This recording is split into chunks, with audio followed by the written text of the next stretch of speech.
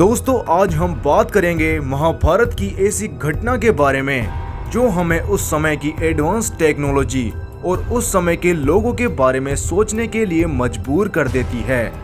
आज हम बात करेंगे कैसे एक साथ 100 कौरवों का जन्म हुआ और क्या यह एक साधारण घटना है।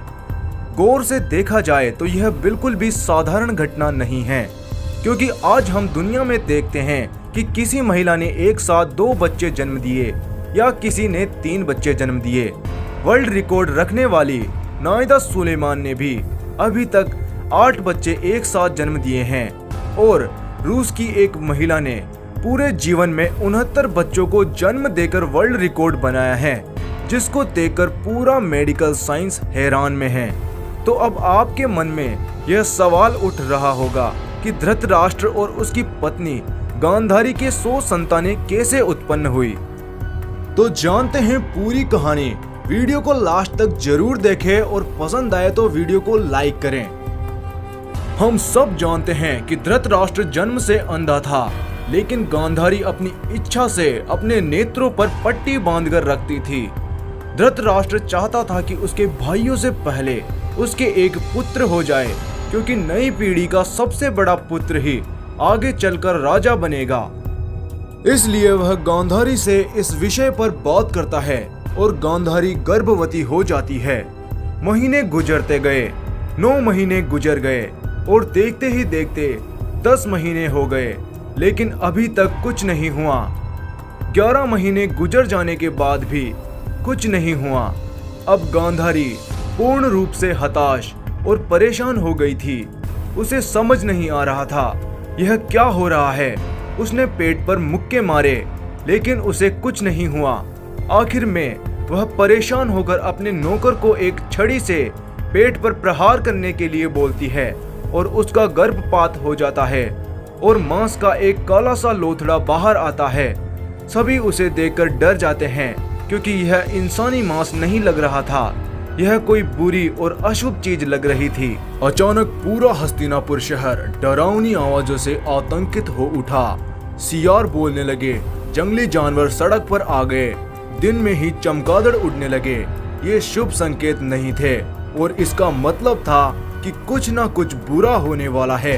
इसे देखकर ऋषि मुनि हस्तिनापुर से दूर चले गए। चारों तरफ कोहराम मच गया।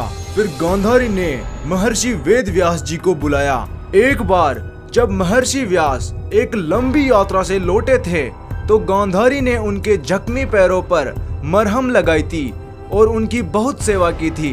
तब उन्होंने गांधारी को एक आशीर्वाद दिया था, तुम जो चाहे मुझसे मांग सकती हो। गांधारी बोली, मुझे 100 पुत्र चाहिए।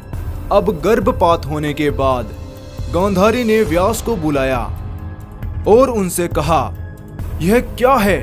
आपने तो मुझे 100 पुत्रों का आशीर्वाद दिया था, उसकी बजाय मैंने एक मांस का लोथड़ा जन्मा है जो इंसानी भी नहीं लगता, कुछ और लगता है। इसे जंगल में फेंक दीजिए, कहीं पे जाकर दफना दीजिए।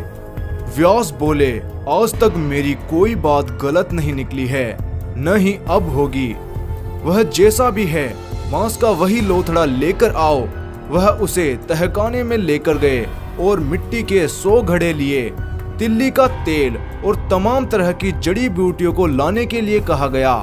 उन्होंने मांस के उस टुकड़े को 100 बराबर भागों में बांटा और घड़ों में डालकर बंद करके तहखाने में रख दिया। फिर उन्होंने देखा कि एक छोटा टुकड़ा बच गया है। वह बोले, मुझे एक और घड़ा ला कर दो, तुम्हारे 100 बेटे और एक बेटी होगी। उन्होंने इस छोटे से टुकड़े को एक और घड़े में डालकर सील बंद कर दिया और उसे भी तहखाने में डाल दिया। 1 साल और बीत गया, जिसके बाद 100 कौरवों और उनकी एक बहन का जन्म हुआ। इसलिए कहा जाता है कि गांधारी 2 सालों तक गर्भवती रही थी। 1 साल उसकी कोख में और दूसरी साल तहखाने में। तो दोस्तों, इस तरह 100 कौरवों का जन्म हुआ। लेकिन हैरान करने वाली बात यह है कि उस समय वह टेक्नोलॉजी कितनी एडवांस रही होगी, जिससे 100 कौरवों का जन्म हुआ, वो भी मिट्टी के घड़ों में। क्या वह मिट्टी के घड़े ही होंगे? मुझे ऐसा नहीं लगता। वह टेक्नोलॉजी इतनी एडवांस थी कि उसे उस समय के लोग समझ नहीं पाए। इतने एडवांस इंसानी क्लोन बनाना अभी तक मॉडर्न साइंस के लिए भी संभव नहीं है, लेकिन आज के 5000 साल पहले महर्षि वेद व्यास जी ने यह कारनामा कर दिखाया था।